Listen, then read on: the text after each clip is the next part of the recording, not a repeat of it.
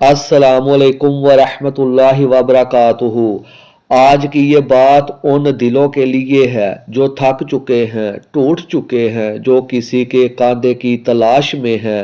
وہ دل جو رو تو لینا چاہتے ہیں مگر کہہ نہیں پاتے، جو اپنے غم کو لفظوں میں نہیں ڈال سکتے اور جو چاہتے ہیں کہ کوئی انہیں بس ایک بار سمجھ لے۔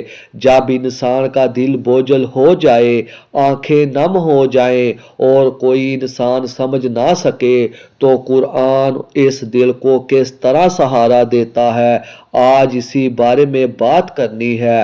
زندگی میں ایسے لمحے ضرور آتے ہیں جب اپنے بھی ہمیں نہیں سمجھ پاتے، لفظ ساتھ چھوڑ دیتے ہیں، دل میں ایسی ٹھنڈک اترتی ہے جو انسان کو اندر سے تھکا دیتی ہے۔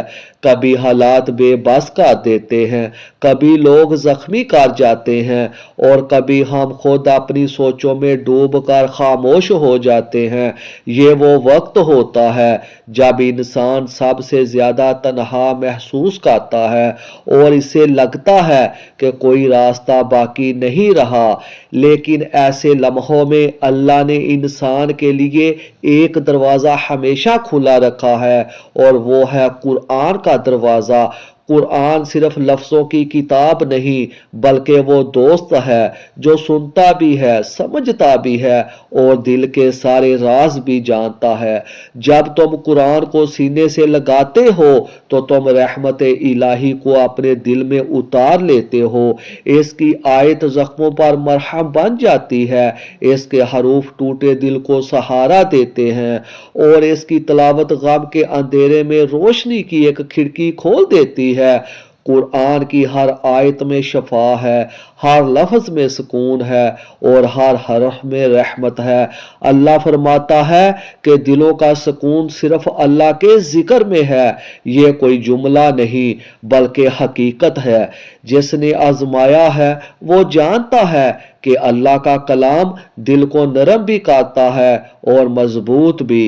اگر کبھی دل بہت بوجھل ہو جائے تو چند چھوٹے سے عمل ضرور کریں۔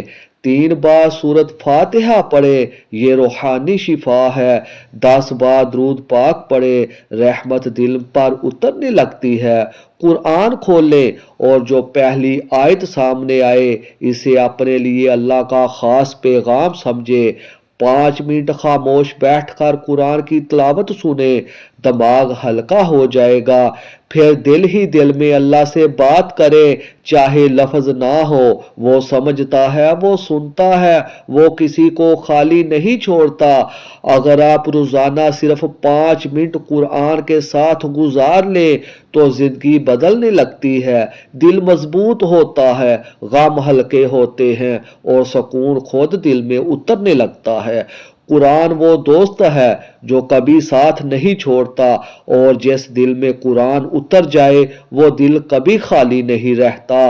آخر میں آپ کے لیے سچی دعا کرتا ہوں، یا اللہ جو پریشان ہے اسے سکون عطا فرما، جو رو رہا ہے ایسے مسکراہٹ دے دے، جو ٹوٹا ہے اسے جوڑ دے، جو ڈرا ہوا ہے اسے حوصلہ دے اور جو بھٹکا ہوا ہے اسے قرآن کا راستہ دکھا دے۔ یا اللہ ہمیں قرآن سے محبت، وابستگی اور ایسا سکون عطا فرما جو تیرے کلام کے بغیر کہیں نہیں ملتا۔ یا اللہ جو یہ کلمات سن رہا ہے یا پڑھ رہا ہے اس کے دل کی ہر ٹھنڈک کو گرمی ایمان میں بدل دے، اس کی ہر پریشانی کو آسانی میں بدل دے، اس کے ہر غم کو خوشی میں بدل دے۔ جو دل بوجھل ہے اسے ہلکا کر دے، جو تھکا ہوا ہے اسے آرام دے، جو ٹوٹا ہے اسے جوڑ دے، جو بھٹکا ہے اسے سیدھا راستہ دکھا دے۔ اے پروردگار اس کی زندگی میں وہ روشنی داخل کر جو اندھیروں کو مٹا دے، وہ امید دے جو اسے دوبارہ کھڑا کر دے، وہ سکون دے جو اس کے سینے کے گھٹن دور کر دے، وہ رزق دے جو اس کی فکر کو ختم کر دے، وہ محبت دے جو اسے لوگوں میں عزت دے، اور وہ طاقت دے جو اسے ہر آزمائش میں ثابت قدم رکھے۔ یا اللہ اس کے گھر میں رحمت نازل فرما، اس کی اولاد میں برکت عطا فرما، اس کے رزق میں کشادگی عطا فرما اور اس کے دل میں اپنا ذکر اور اپنا نور بھر دے۔ اے اللہ، جس کا دل ٹوٹا ہے اسے جوڑ دے، جس نے آنسو چھپائے ہیں انہیں مسکراہٹ دے، جس کے دل میں خوف ہے اسے امن دے، جس کے دل میں خواہش ہے انہیں خیر کے ساتھ پوری کر دے۔ یا رب العالمین، ہم سب کے دلوں میں اپنے قرآن کی محبت ہمیشہ زندہ رکھ، ہمیں قرآن کا رستہ دکھا، اس کے ساتھ ہماری زندگی بھی آسان بنا اور ہماری آخرت بھی کامیاب بنا۔